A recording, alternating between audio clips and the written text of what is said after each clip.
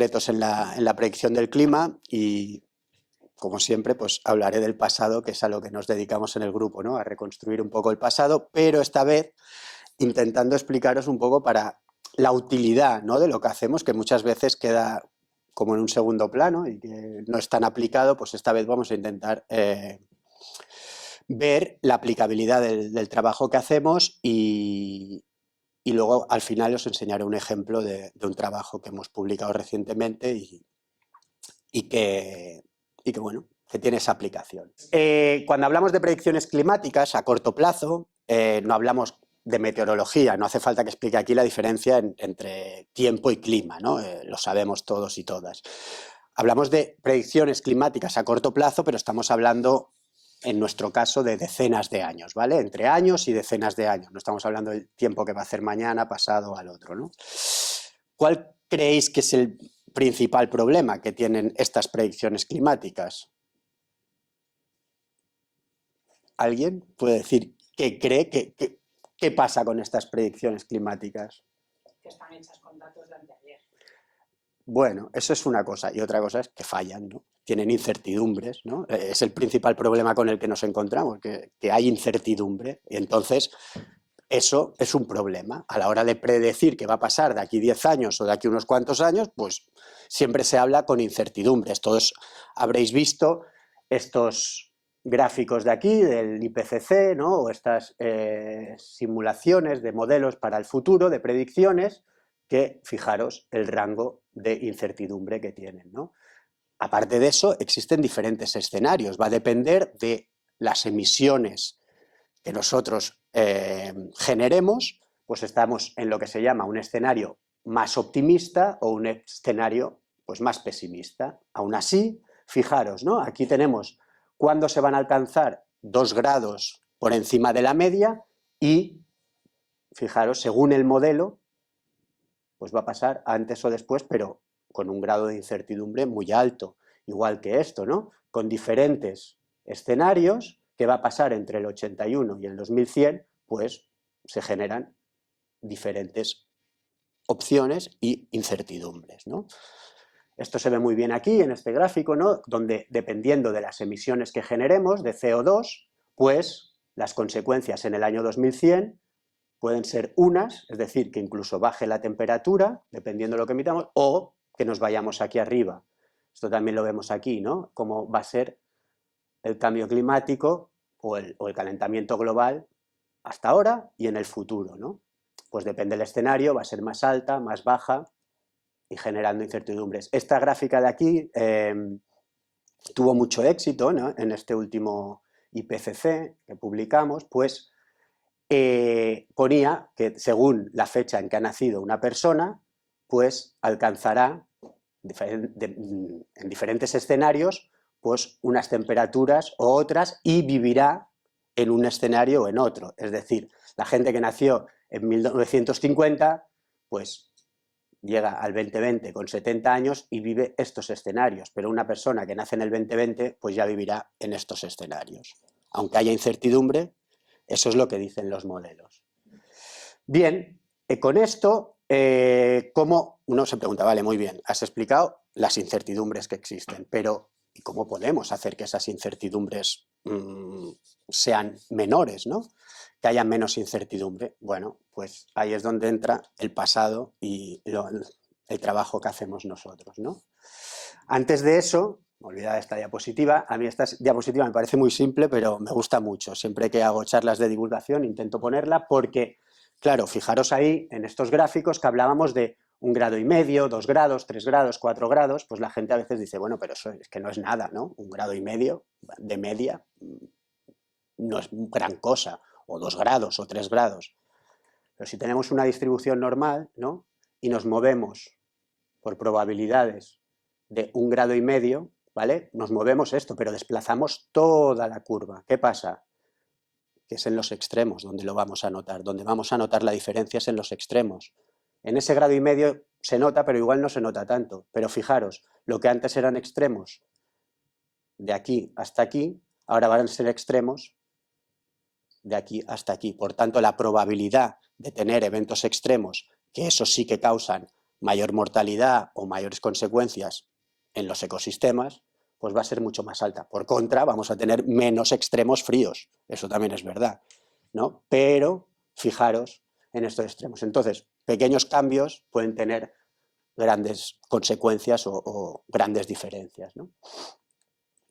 Bien, ¿para qué sirve la reducción de la incertidumbre y cómo lo podemos hacer? Bueno, pues sirve porque reducir esa incertidumbre nos va a dar una reducción en el riesgo de los desastres naturales, ¿no? También poder tomar soluciones informadas y saber cómo adaptarnos, ¿no? Y luego dar apoyo a servicios climáticos para poder tener una mejor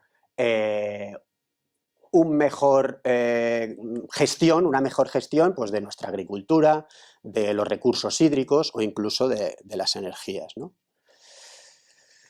Bien, pues ¿cómo reducimos esa incertidumbre? Pues yéndonos para atrás. Si nosotros vemos los datos instrumentales, las series más largas que existen o que sean fiables, ¿no? Las series instrumentales, pues tenemos datos desde mitad del siglo XIX, ¿vale? Y vemos que tenemos series de una manera y si simulamos sin tener en cuenta los factores humanos daría unos resultados y si simulamos con los factores humanos da otros. Pero estas series son cortas en el tiempo, ¿no? 150 años no incluyen toda la variabilidad. ¿Qué es la variabilidad natural? ¿Qué es la variabilidad por causas antrópicas o humanas? Entonces es muy interesante alargar las series lo máximo posible. Pues eso es lo que hacemos en nuestro grupo, ¿no? Intentar ir al pasado de la manera más fiable posible. Entonces, los datos que generamos, aquí ya tenemos 2000 años, ¿no? Desde el año 1 hasta el año 2020, bueno, pues esos datos que generamos, si además son cuantitativos, es decir, ya no hablamos de calor o frío, sino tantos grados, tanta cantidad de lluvia, pues eso nos va a servir para entrenar a los modelos y testar esos modelos. Es decir, si un modelo lo comparas con datos del pasado que nosotros generamos de registros naturales, que ya lo he explicado otras veces, ¿no? Pues de anillos de los árboles, en nuestro caso de sedimentos de los lagos, de sondeos de hielo de la Antártida o de Groenlandia, de corales, de sedimentos marinos, de diferentes cosas. Bueno, pues tenemos esos datos, esa información y comprobamos los modelos cómo funcionan para el pasado. Si ya para el pasado no coinciden los modelos y los datos que nosotros tenemos registrados, bueno, pues ahí ya falla algo. Entonces, ¿cómo nos vamos a fiar del futuro si en el pasado, que lo podemos comprobar de una manera más fiable, ya no funciona? Bueno, pues eso es una manera, ¿no? Testar los modelos para ver si van a ser más fiables en el futuro. Otra cosa para la que sirve nuestro trabajo es para alimentar esos modelos, es decir, darle datos, qué condiciones habían en ese momento, se le dan esas condiciones, esos parámetros externos que nos cambian el clima y ver si a los modelos le pones esos mismos parámetros externos, qué clima te da ese modelo y ver si coincide, ¿no? Y así entrenar a esos modelos o alimentarlos. Bien, pues eso, las restricciones climáticas cuantitativas a muy alta resolución nos pueden ayudar a reconstruir y a que las predicciones sean más fiables para bajar su incertidumbre. Ahora os decía que os iba a comentar un trabajo que nosotros hemos estado haciendo en los últimos años y que publicamos el año pasado dentro del marco de este proyecto, que es un proyecto financiado por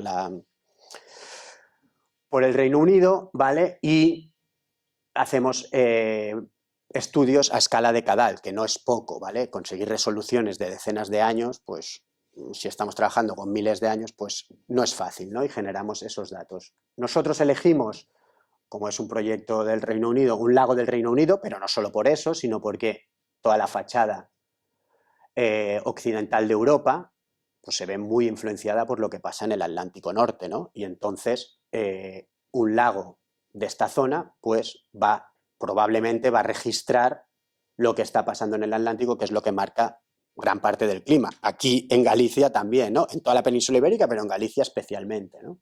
Con esos frentes que nos llegan del Atlántico o cómo nos regula la temperatura el Atlántico.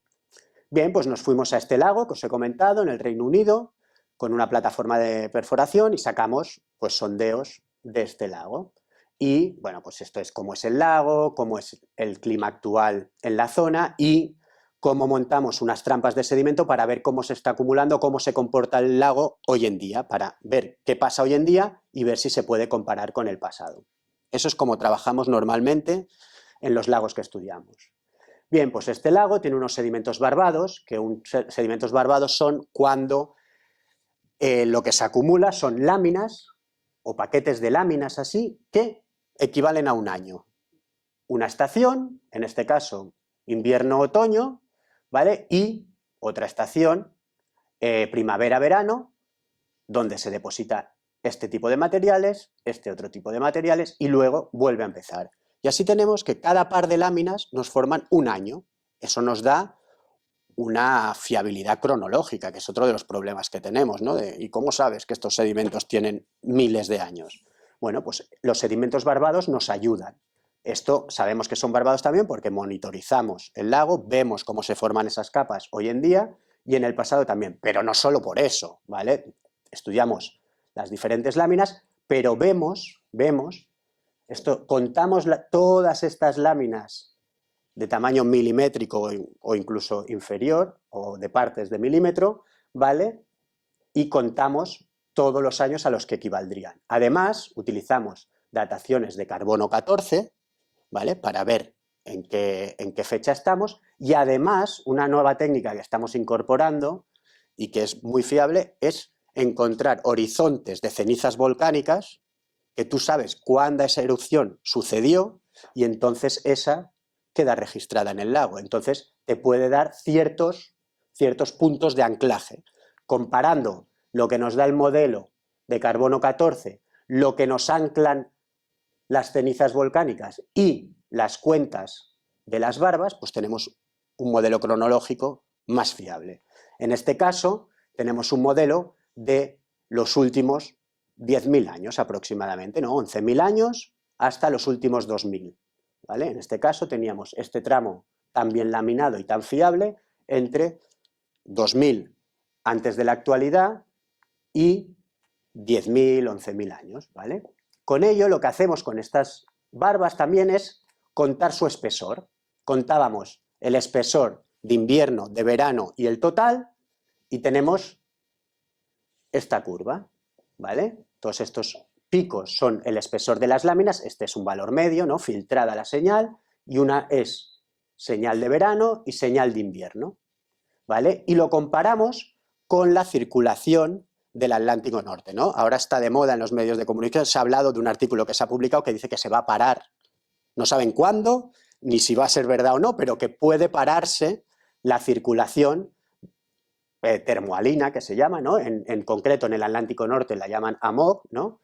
Que es, en inglés sería Atlantic Multidecadal Overturning Circulation, ¿vale? Y, bueno, pues sigue estos cursos. Si comparamos con datos de un modelo de simulación de cómo fue la circulación en el Atlántico Norte durante los últimos, bueno, desde el 2000 hasta 10.000, en estos 8.000 años, vemos que se parecen bastante las dos curvas, ¿no? Nuestra curva de espesor de láminas y la curva de la circulación del Atlántico Norte. Bueno, pues ahí tenemos que puede ser una señal, esto con esto.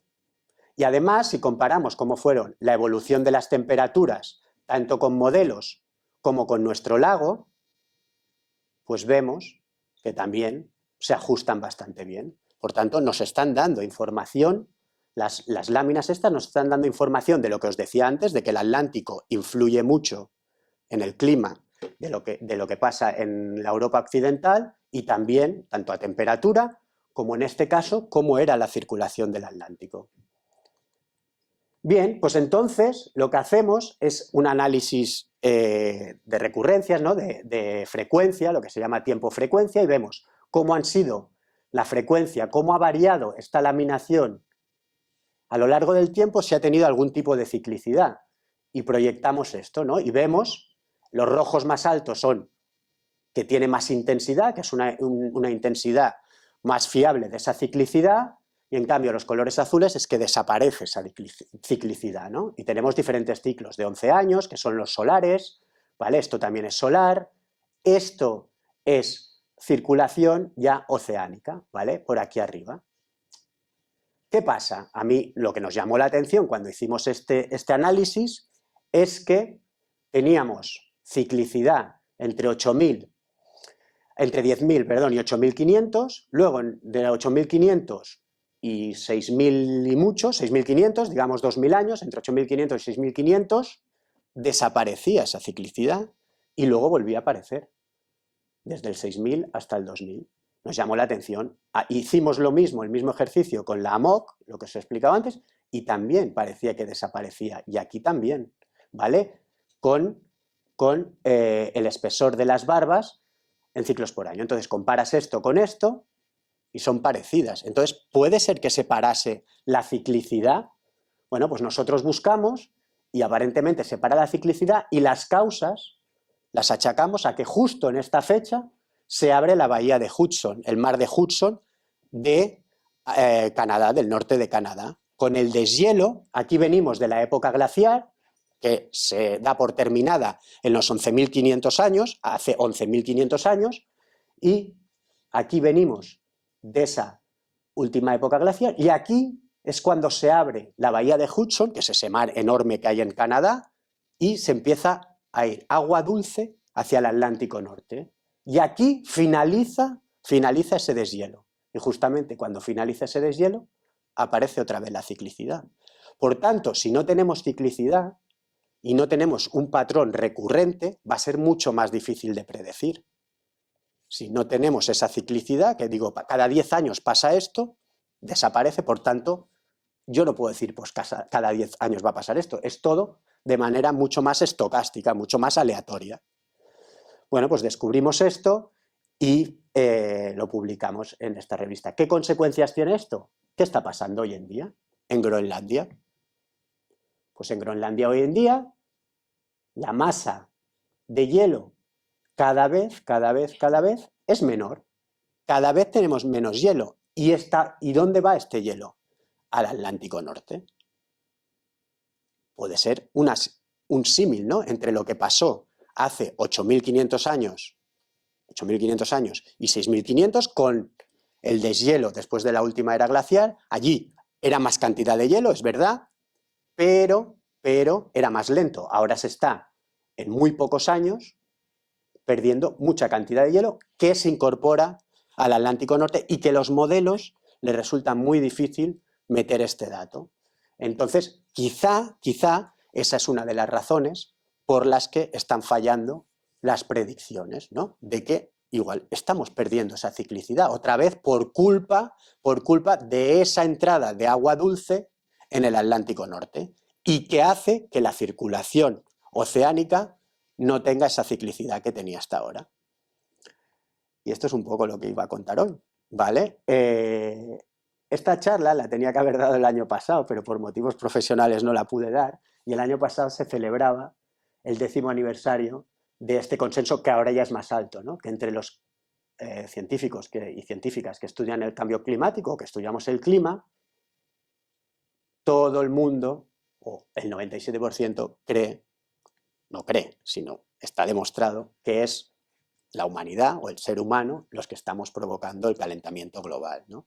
Ante esa ola de negacionismo que puede haber, pues que sepáis que muchas veces dicen, no, es que este científico ha dicho esto, este científico ha dicho lo otro. Vale, pero ese científico trabaja en clima, ¿vale? Porque puede ser científico, pero entre los científicos y científicas que trabajamos en el clima, el consenso es absoluto. ¿De acuerdo? Ya está.